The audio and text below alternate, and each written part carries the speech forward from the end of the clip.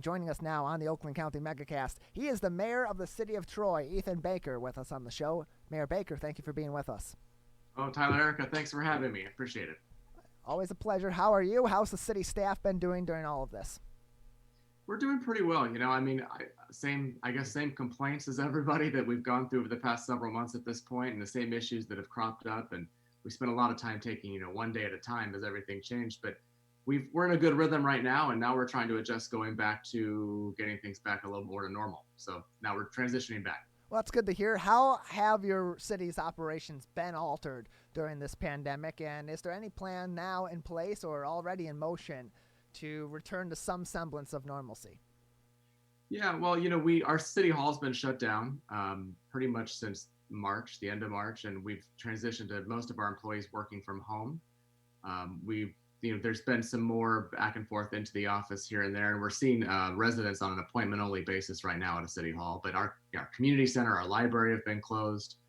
The essential work of a city still had to go on, and so we still were. Our Department of Public Works was still handling all of our streets and water and sewer issues and the trash. And that all happened consistently throughout the pandemic time. And our city employees have really transitioned to working from home primarily and have done a really good job at it. Now we face how do we get back into normal business? We've done a lot of renovations at City Hall with plexiglass and decals marking space for social distancing purposes. And we don't have a firm date yet when we're opening back up at City Hall or the community center, but we're figuring that out now. That's good to hear. We have some other municipalities in the local area who have made those plans and or are in the process as well. So it seems like a lot of Oakland County is either already reopened partially or in full with social distancing and other safety measures in place, or are planning to do so very soon. Mayor Baker from the city of Troy with us on the Megacast. Businesses also reopening. We saw restaurants, bars, and some retail reopen this week and late last week. Personal services, particularly those hair salons and barbershops that everyone's been clamoring to get to for a haircut for a while, are going to be reopening. Are there any new challenges that these reopenings, with COVID still very much in mind, have presented to the city? Sure. I mean, Troy has kind of become known for its restaurants that we've had. We've added a lot of new restaurants on the Big Beaver corridor and throughout the city over the past few years, and trying to figure out now, they've been shut down, reopened last week or this week at 50% capacity. That's a challenge for a lot of these restaurants who can't necessarily operate and be profitable at that level. But I've visited several of them this week, kind of in an official capacity and also with my wife to eat. And they're doing a good job. I mean, definitely keeping the disinfecting aspect going, the masks, the social distancing in the restaurants. That's been it seems to me the restaurants I've seen, they're doing a phenomenal job of making that work. The question will be, of course, how long do they have to do those techniques before they can open up more? We've got not a lot of outdoor dining in Troy, which is tough because if you can have outdoor dining, it seems people are more willing to go there. But we do have some restaurants that have expanded their patio areas, and that seems to make a difference. I went to Yard House, for example, the other day, and no one was sitting inside. Everybody was sitting outside. So it seems to me people are more willing to eat outdoors than go sit in a restaurant right now. So, Mayor Ethan Baker, City of Troy, I know we've talked about restaurants now. How's the mall doing? I mean, what's more important? Right? Yeah, I actually got to go the other day, and I noticed a lot of stores are still closed. But have you been able to make your way out to Somerset yet? And what are your thoughts on what's going on there? Listen, Somerset's a big part of our city. Some people call it the downtown of Troy because it draws people in from all over the state. I have been. They did a soft opening back on when the governor's order initially changed to only allow 10 customers per store, and they did it for a few days, then they closed down again because there were some protests in Troy that they were concerned about. And then they reopened back up with a new governor's order, and I went again. And yeah, a lot of stores are definitely not open yet. They're still trying to figure out the best way to do their job to keep everybody safe, both their employees and also the customers. But I think every day more stores are opening and more people are going. And Somerset's done an excellent job of, they provide masks for guests if they don't have them. They're keeping things very clean. They're moving through, and I know the people they've got employed there are really on top of it. So Somerset's a big part of our community and our city, and it's definitely slowly ramping back up. And last I heard from them is they expect 10 stores every day or two to reopen, and we're getting there. Mayor Ethan Baker of the City of Troy with us on the Oakland County MegaCast on our family of stations. We'll take a quick pause to identify our radio stations to keep it all legal. You're listening to 89.3 WBLD, Orchard Lake, West Bloomfield, Keego Harbor, Sylvan Lake, 88.1 WBFH, Bloomfield Hills, and WAHS 89 and WAHS Auburn Hills. That's WAHS 89.5 Avondale Community Radio. You're also watching us on Civic Center TV and on Birmingham Area Municipal Access and on Facebook Live from the West Bloomfield Fire Department's Facebook page. Mayor Ethan Baker, a lot of other cities and municipalities in the Oakland County area, particularly I know this past week, last week, the Keego Harbor Planning Commission had discussions about this. This Monday, West Bloomfield's Township Board had discussions about this, and Birmingham's already put measures in place to help local businesses like shops, retail, and even some restaurants to help expand their space, maybe a little bit outdoors on the sidewalks or in the parking areas to give them that extra space so that they can limit the 50% capacity indoors, but bring in as much business as possible and have a strong restart as they come out of this COVID-19 crisis slowly but surely. Any plans on the like in the city of Troy? Well, we're taking each request on a case-by-case basis at this point. Sedona Tap House, for example, on Big Beaver, they've requested to go into our city sidewalk, which we're allowed to do with the city's permission. So they've expanded their patio service, and I talked to the owner, Marty Nolenberg, just yesterday, and he said that their patio's been full. So it's been a good thing for them. A lot of our restaurants are not on streets like Birmingham is, or some of the more traditional Main Street downtown type atmosphere. So it's a little bit of a different equation for us. We do have a ton of parking lots in Troy, plenty of parking. It's always free in Troy. But people aren't really, our restaurants haven't really been requesting that usage. We're more than willing to consider each request and to come up with something that works, because we want our restaurants to thrive and we want our residents to have a place to go eat and enjoy life a little bit like normal. But we're not really in the position where we need to do anything formal at the city council level to pass an ordinance. We can handle everything administratively at this point.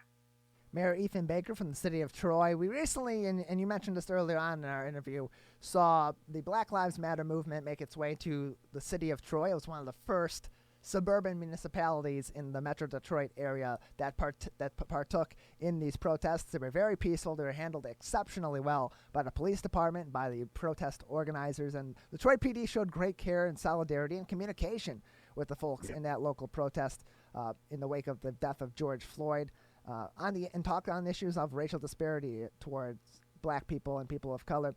Your thoughts on the protest leadership, and the response from the community? Sure. Well, we had two peaceful protests in Troy last week on a Monday and a Friday. It was quite a week for the city of Troy, a community that's not used to really that kind of civic engagement on that level. But we're very blessed to have a police department that cares greatly about our community and fighting racial injustice, and they're against police brutality themselves. When we work together with the organizers of these protests so that it could be a peaceful partnership, and that really made the difference and allowed it to be that.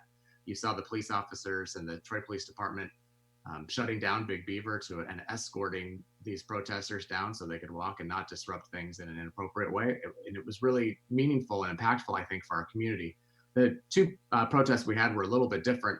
Mondays wasn't quite such a homegrown protest, whereas Fridays was organized by a former Troy Athens High graduate who's a freshman in college now, and she came back to her hometown to do this, and there was a ton of local Troy residents that were out participating. I was there with my wife, actually. It was important for me to see what was happening on the streets of our city and to show our solidarity with the police department, with the protesters, with the movement in general.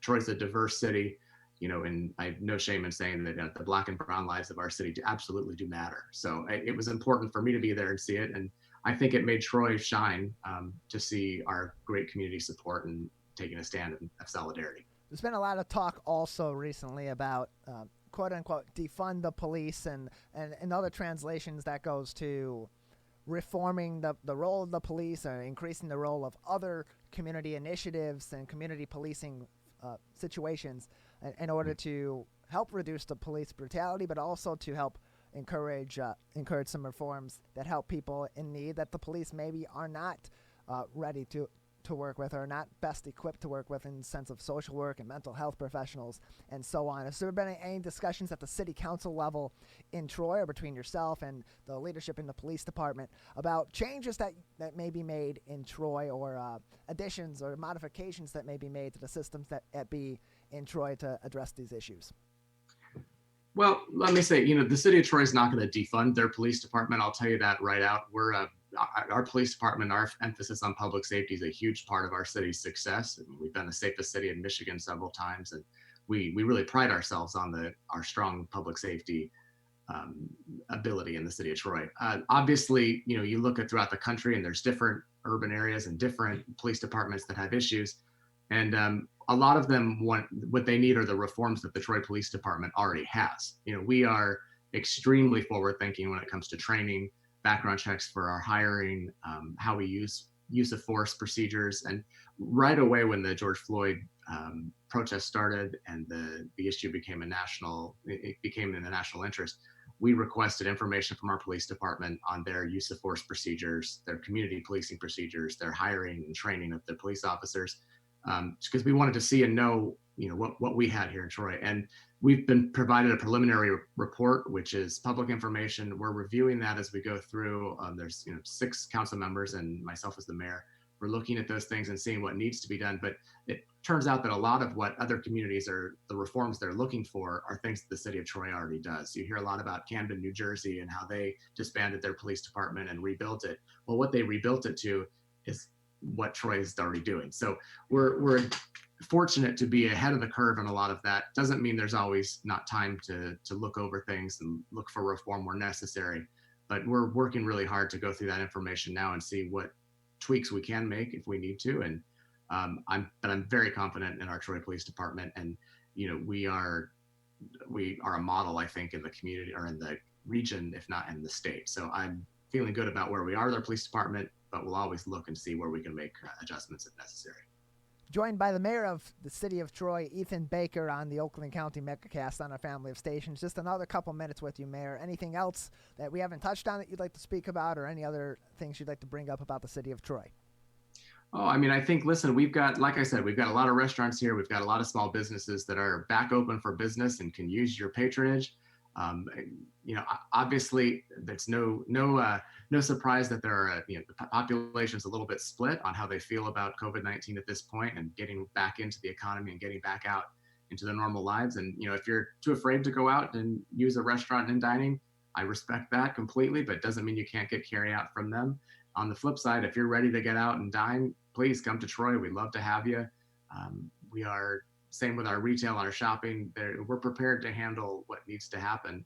I'm extremely proud. We've got Troy Beaumont here and a lot of healthcare workers in our city, in our community. And I've been really, really, amazed by the outpouring of support in our community for those healthcare heroes and for our frontline responders. And so I try every chance I can to talk about how wonderful they are here in the city of Troy, our volunteers, our healthcare heroes themselves. And we're a great community. And I think it shows in these times of crisis when you see people band together like they have.